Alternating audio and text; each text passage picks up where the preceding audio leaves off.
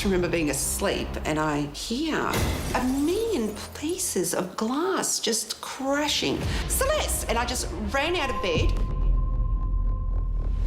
Celeste, breathe, sweetie, please don't leave me. Don't leave me. Oh my God, he killed her! It's outrageous, absolutely unbelievable that the court decided to grant him mercy, even though he showed Celeste none. See, Dimity, the more I was learning, the angrier I was becoming. There is nothing that is about the victim. The victim doesn't exist. I was made commitments, promises, and silly me, I believed it all. From the outside, Celeste's life seemed perfect. She had a promising future, a loving family, and a world of endless possibilities. But hiding in the shadows was Luay Sako, a man whose infatuation with Celeste would transform into a dangerous obsession. Less than a year after meeting Luay, Celeste's body was found with 23 stab wounds and her life fading out of her body. But how did Celeste cross paths with this dangerous man? And did justice ultimately prevail for her? Let's find out. We can have someone who can do this and do it in the middle of the night. And it still doesn't warrant life. But I will not be silenced. At 3:40 a.m. on November 16, 2020, a mother and her daughter were peacefully sleeping in their home. Suddenly, the mother was jolted awake by a loud crashing sound. At first, she wasn't sure if she had actually heard the sound or if it was part of a dream. Either way, she couldn't fall asleep anymore, so she decided to stay awake. Just as she tried to settle back into sleep, she heard something. It was the sound of somebody gasping for air. The mother quickly realized that the sound was coming from her daughter's room. Her daughter was the one gasping for air.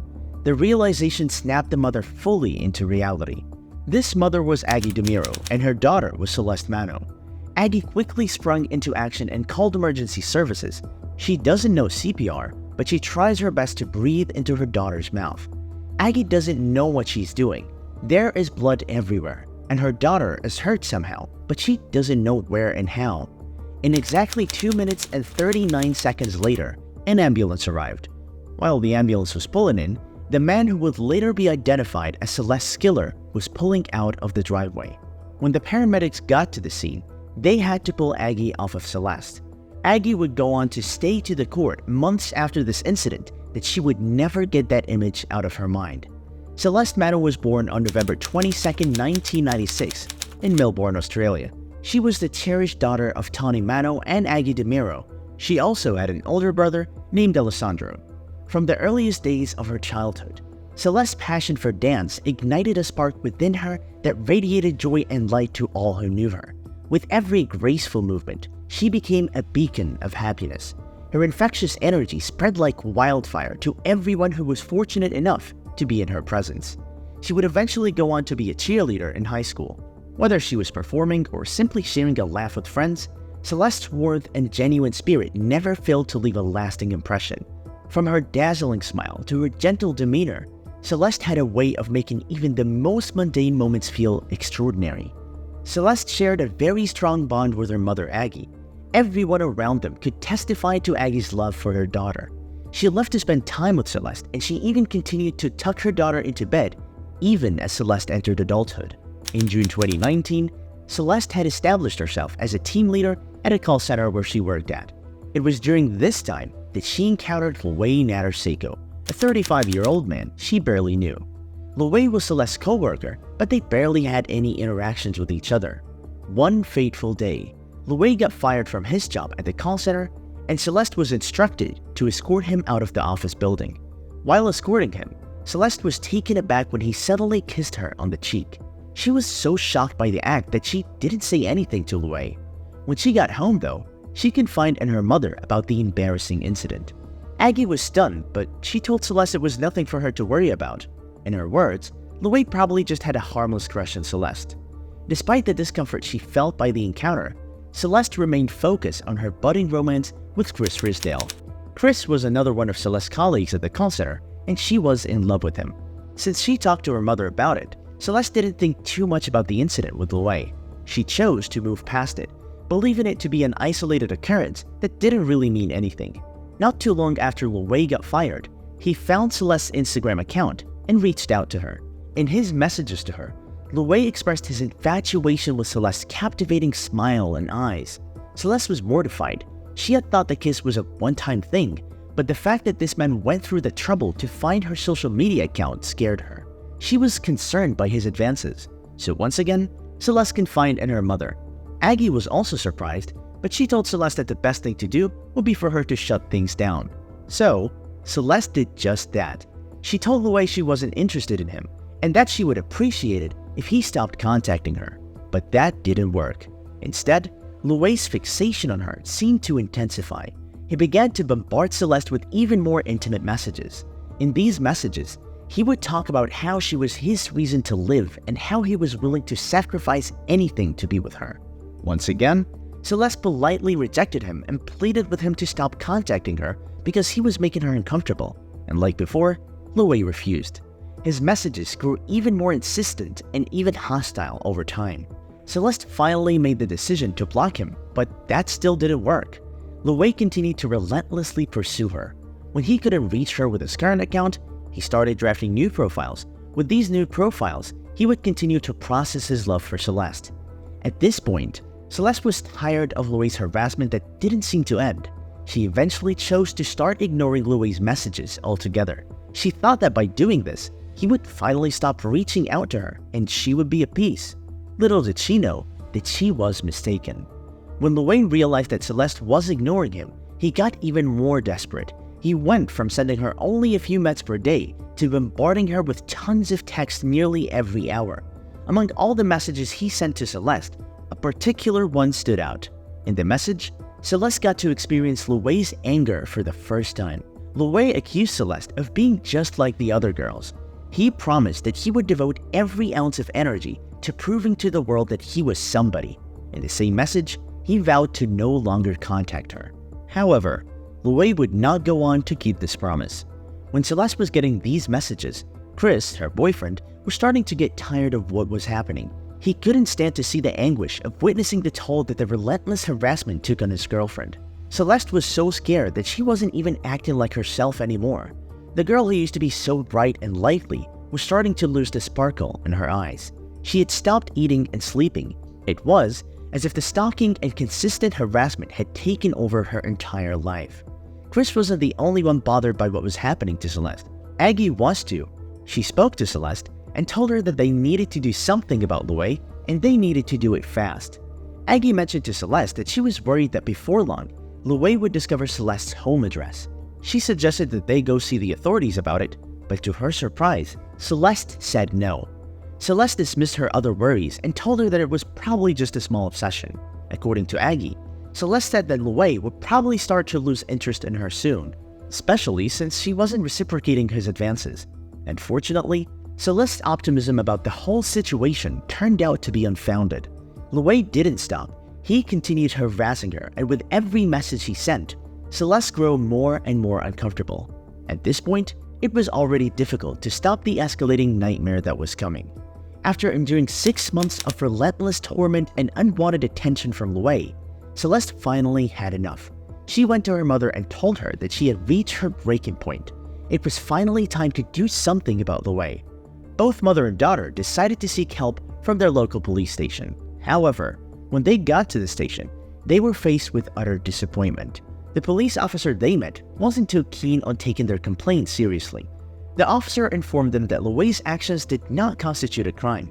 At this point, Celeste, who was already tired of the entire situation, started to feel even more vulnerable and abandoned. As if the dismissal was not enough, the police officer still had found a way to compound Celeste's already increasing sense of helplessness. He told her that if she was tired of the messages and harassment, she would simply ignore it or quit social media altogether. Aggie and Celeste were stunned. They had not expected the officer to make light of a situation that was very dire to them. When they realized that they were not getting any assistance from law enforcement, they left the station.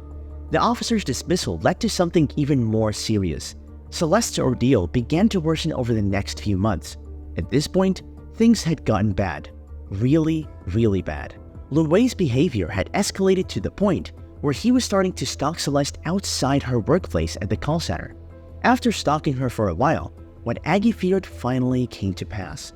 Luay eventually discovered her home address after trailing her one evening. Once he found out where Celeste was living, Luay's Instagram messages started to take a disturbing turn. It was like he had evolved into some kind of feral beast. He became more sexually explicit and degrading towards Celeste. He would also often send her extreme detailed messages of what was assumed to be his twisted fantasies about Celeste. Luay Sako's escalating behavior left Celeste feeling increasingly unsafe and violated. He continued to harass her with vulgar and threatening messages, and with the way things were going, there wasn't an end in sight to Celeste's torment. Celeste and her loved ones were now consumed by a deep-seated worry regarding Luay and his unsettling intentions towards her. After another terrible messaging encounter with Luay, Celeste and Aggie decided to take action once more. They were going to try to get help from the authorities again. Unlike their first encounter with the police, this time, their efforts yielded more promising results. When they arrived at the police station, they were met by an officer who was a sharp contrast from the previous officer. This officer had more sympathy for Celeste's situation, and he approached the issue with utmost seriousness. He listened and carefully documented every detail about Luay Sako that Celeste and Aggie gave him. When he was done listening, he told Celeste that the best line of action would be for her to get a personal safety intervention order. By doing this, she would be able to protect herself from more harm. With the officer's guidance, Celeste quickly secured the intervention order, which legally barred Luay from contacting her. However, despite the legal protection, Aggie was still wary. She reminded Celeste that a piece of paper couldn't guarantee her safety against a determined stalker like Luay. At first, the intervention order seemed to have the desired effect. For a short time, Celeste and her loved one felt calm and relieved that Luay was no longer in the picture. But their newfound peace turned out to be short-lived. After not being in contact with him for a while, Celeste finally received an unexpected 3-page letter from Luay on her Instagram account. In the letter, Luay begged Celeste to revoke the intervention order. He told her that he didn't understand why she would do that to him. For the majority of the letter, Luay painted himself as a victim of circumstances and shifted all the blame onto Celeste. He mentioned in the letter that Celeste was trying to ruin his life by getting that order against him. He begged her to see reason and withdraw the charges against him for stalking and harassment. Celeste was shaken by the manipulative tone of the letter. It was at this point that she realized that her mother was right. The order had done nothing to reduce Luay's obsession with her. Instead, it seemed like his obsession had intensified. Since Luay had breached the intervention order, Celeste wasted no time in alerting the authorities. She immediately made the report, the police swung into action, and Luay was arrested. This provided a temporary sense of relief to Celeste and Aggie. Both mother and daughter believed that the nightmare ordeal was finally over, but their relief was short-lived. Despite Luay's arrest, Celeste's fears intensified when she learned of his next chilling move. He had bought a weapon. When they found this out, Celeste and her family were plunged deeper into a state of fear and uncertainty. Celeste was trapped in a relentless cycle of fear and anxiety. Every unfamiliar noise, every unexpected encounter sent her heart racing. She felt like Luay's menacing presence was looking over her like a dark shadow, watching her every move. Aggie too felt the weight of her daughter's anguish. As a mother, her own fears were also magnified by Luay's threats and harassment that didn't seem to stop. Aggie tried her best to support Celeste, but she couldn't shake the nagging sense of helplessness that gnawed at her heart. Even though she was terrified, Celeste slowly started to return to normal. She finally found life and was starting to embrace life without the constant shadow of fear looking over her. For the first time in a year, she felt carefree. One beautiful evening, Celeste and her boyfriend Chris went out for a delightful date at a rooftop bar in the charming town of Fitzroy, Melbourne. It was a cherished moment for the couple, and Chris would later go on to describe it as one of the fondest memories of his relationship with Celeste. The bar's ambience was enchanting, with twinkling lights casting a warm glow over the rooftop setting. Celeste was having the time of her life with her boyfriend, and she finally felt at peace. Chris was finally glad to see his girlfriend be herself again. They laughed, shared stories, and enjoyed the simple joy of being together, momentarily free from the weight of Celeste's harassment issue. Little did they know, this date would be one of their final adventures together. Their last photograph together captured their radiant smiles on a sun-drenched day. It was a beautiful snapshot of happiness that Celeste eagerly wanted to share on her social media. So, she posted the picture on her Instagram page. Tragically, this seemingly innocent photo would set off a chain of events that would lead to Luay Sako committing his most heinous act yet. Luay would go on to commit a senseless act of violence that would rob Celeste Manno of her life and tear her away from her loved ones forever. Luay was finally released from police custody. As soon as he regained his freedom, Luay immediately went back to stalking Celeste. He continued meticulously monitoring her social media activity to track her movements and companions. He also started doing something completely different. Now that he knew where she lived, Luay began to surveil Celeste's house. He would hide somewhere and watch the comings and goings from her windows to pinpoint her exact whereabouts within the house. On that fateful night of November 16, 2020, Celeste and Aggie were alone at home. When it was finally time for both of them to go to bed, mother and daughter exchanged loving goodnight wishes. Like she always did, Aggie paused at Celeste's bedroom door to ask if she wanted the bedroom light on or off. Celeste told her mother that she wanted it on, and Aggie decided to leave it at that. Just before Aggie left, Celeste told her mother she loved her, and Aggie said the words back to her. With that, Aggie shut Celeste's door and went to bed. In the quiet hours of the early morning, tragedy struck the Manno household. Armed with a hammer and a menacing kitchen knife, Luay Sako shattered Celeste's bedroom window and launched a brutal assault. The frenzied attack left Celeste grievously injured. Her screams echoed through the night as she fought desperately for her life. After hearing the shattering of glass and the commotion, Aggie's heart raced with dread as she bolted upright in bed. Her senses were now on high alert. She heard Celeste's urgent cries and immediately went towards her bedroom. As Aggie made her way to Celeste's bedroom, each step she took was a painful reminder of the urgency of the situation. When she reached the doorway of Celeste's room, Aggie's breath caught in her throat at the sight that greeted her. It was a scene of chaos and devastation. There was blood everywhere. It stained the walls and the floor. The room looked completely different from what Aggie had seen just a few hours before. Aggie's heart pounded in her chest as she took in the scene before her. As she stood there, her mind struggled to process the unthinkable reality that she was seeing. Celeste was lying motionless on her bed. Small shallow breaths left her lips and came out as gasps. The gasp that Aggie had heard earlier. Aggie watched in horror as her daughter's once vibrant spirit now was getting silenced by the senseless violence that had invaded their home. In a desperate bid to reach her daughter, Aggie waded through the shards of glass on the floor. At this point, the only thing getting her going was her maternal instinct to protect her child. With trembling hands, she reached out to Celeste, her voice trembling with fear as she called out to her daughter. She wanted Celeste to respond to her, to give her some sort of signal that everything was okay. But deep down, Aggie knew she was asking for the impossible. With every fiber of her being, Aggie fought to protect her beloved daughter. Her maternal instincts kicked into overdrive as she tried to perform CPR on Celeste. She wasn't familiar with how the technique went, but she knew she had to do something, anything, to save her daughter. But no matter how hard Aggie tried, her worst fears had come true. Celeste was unresponsive, and her lifeless body lay unmoving on the bed. With a sense of overwhelming despair, Aggie fell to her knees beside her daughter's bed. She felt her heart shatter into a billion pieces as she realized the magnitude of their loss. Outside their house, Aggie heard the sound of screeching tires echo through the night. She quickly pieces together that it was probably the killer escaping the scene of the crime. In the darkness, security footage captured the fleeting glimpse of the car disappearing into the night.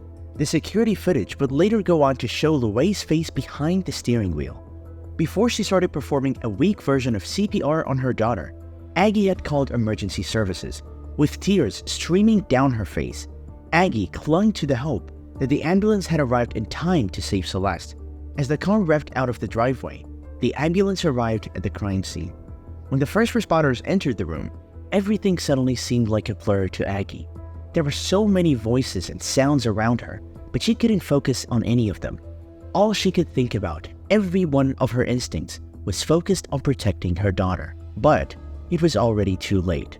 The responders broke the sad news to Aggie. Celeste Manno was dead. Aggie broke down into uncontrollable tears. She was heartbroken and hurt. She had just seen her daughter alive a few hours ago. How was it that she was already dead? Despite the chaos and deep sadness she felt at that moment, Aggie's thoughts turned to the grim reality of their situation. If the killer really was the one who drove off, had he left some kind of clue or evidence behind? Her question was quickly answered, because she soon discovered the weapon that had robbed Celeste of her life. The killer had taken Celeste's life by using a bloodied knife that was found in the corner of the bedroom. As the night wore on, Aggie found herself thrust into a nightmare she could have never imagined. A mother struggling with the loss of her beloved daughter. Soon, she would begin the agonizing quest for justice that would consume her in the days and weeks to come. But Aggie didn't and couldn't give up. She only had one purpose now, and that purpose was to seek justice for her daughter no matter what. Aggie knew Luay Sako was responsible for the murder, and she promised herself that she would prove it. But Luay seemed to be one step ahead of her. With cold determination, he drove straight to the nearest police station.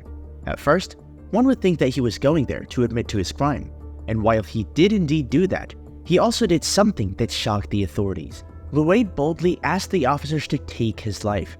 He blamed them for letting him go the first time he was detained, which was why he was able to kill Celeste. He made every attempt to shift blame to the police for the murder that he had very meticulously planned. In the days that followed Celeste's death, Aggie was swamped with legal proceedings and meetings with the police. Her house, the place where she had shared laughter and tons of memories with Celeste, had now become a crime scene. Police swarmed in and out every minute, examining every part of the house that they could. Every time Aggie saw a police officer in uniform, she was reminded of what had been stolen from her daughter's life. As much as it made her sad, it also motivated her. Her every moment was consumed by the urge to get justice for her daughter. The police immediately began their investigation on the case, and what they found was incredibly shocking. When Celeste's autopsy report was finally revealed, it was shown that Celeste had been brutally stabbed 23 times in the terrible attack. It had been a stab directly to the heart that had finally claimed Celeste's life. The police continued their investigation, and with every new discovery they made, Aggie's heart broke. No matter how hard she tried to accept and move on with her new reality, she couldn't. It was like the very fact that she was breathing was a painful reminder that her baby girl had died. But even in the face of the grief she felt, Aggie refused to be silenced. She was going to make sure that the heartless criminal that killed Celeste would pay for it. Aggie was determined to understand everything about the legal system that pertained to her daughter's death. So, she did something not many people would. She made it her mission to learn about the law, and she did. Yet, with each revelation about the failures of the justice system, Aggie became angrier and angrier. She didn't understand why the law wasn't straightforward, but that didn't deter her. Instead, it fueled her determination to hold Luay accountable for his actions. For 3 agonizing years, the case dragged through the courts. For Aggie and every one of Celeste's loved ones, each hearing was a painful reminder of the injustice that had befallen Celeste. Even though he admitted to being guilty, Luay Sako decided to get off with a loophole. He attempted to fake a mental illness. After all, it was a common tactic many criminals in the past had used, and they'd gotten off with a lighter sentence. But Luay wasn't one of these lucky criminals. His plan fell flat. He couldn't convince the court that he was mentally ill. All his attempts earned him a little sympathy from psychiatrists who were brought in to evaluate his mental state. In a courtroom during one of the hearings, Luay Sako was confronted with the stark reality of his crime. Aggie stood before him, holding a reminder of her daughter's stolen life, a glowing orb that has been made from Celeste's ashes. Furious and in pain, Aggie demanded that he face the consequences of his actions. Yet, even in the face of Aggie's incredibly passionate plea for justice, Luay Sako was unmoved. Aggie, on the other hand, was infuriated by his cold indifference towards everything that was happening in court.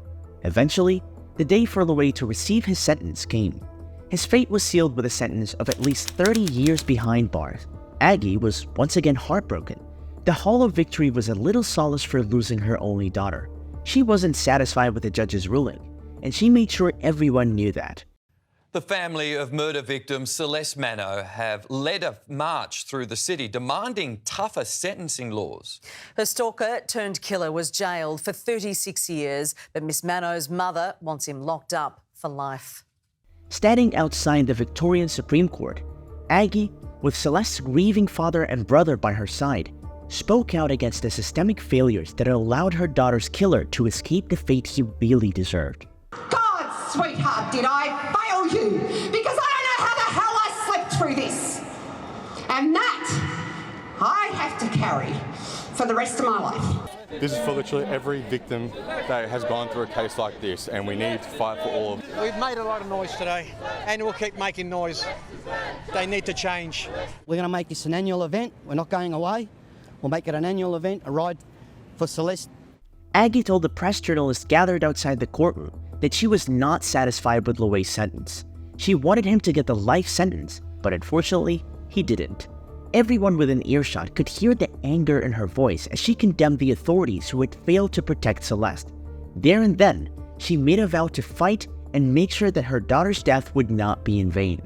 We were forced to trust a system that we lost faith in 3 years ago, Aggie said with a heavy heart. She continued, "It failed Celeste then, and it failed her again now." Aggie was very frustrated, and every chance she got, she expressed her frustration about the fact that the assurances she received after Celeste's tragic death were all false. Almost no progress had been made in addressing the issue of stalking. For over 3.5 years, I've been in countless meetings with various officials, each time hopeful that meaningful change would come, Aggie said. But despite the promises and commitments made during these discussions, it feels like we've been left waiting in limbo. She recounted how stakeholders had initially expressed interest in addressing the problems with stalking laws. They told her how they intended to solve the problems, especially in the light of the Victorian Law Reform Commission's comprehensive report on the matter. But despite the report being presented well over a year ago, Aggie's hope for reform were met with disappointment. Till today, all the promises the stakeholders made to her still remain unfulfilled. "It's disheartening to see so many promises go unfulfilled," Aggie said to the press. "We were led to believe that change was coming, but the reality is that the door to reform was completely and firmly shut. There is only so long you can wait before you realize that words alone won't bring about the change we so desperately need. It's time for those in power to honor their commitments and prioritize the safety and well-being of individuals like Celeste who have been affected by stalking. Even though justice has been served, nothing compares to the thought of losing a loved one." Together with thousands of well-wishers around the world, Aggie is still pushing for legislative reforms that would impose stricter penalties for violent criminals like Luay Sako. What are your thoughts about this case? Do you believe that the authorities could have done more to protect Celeste's life? Let us know what you think in the comment section below. If there's a case you'd like us to cover, feel free to drop your suggestions in the comment section below. Don't forget to like, share, and subscribe to our channel for more captivating true crime stories. Thanks for watching.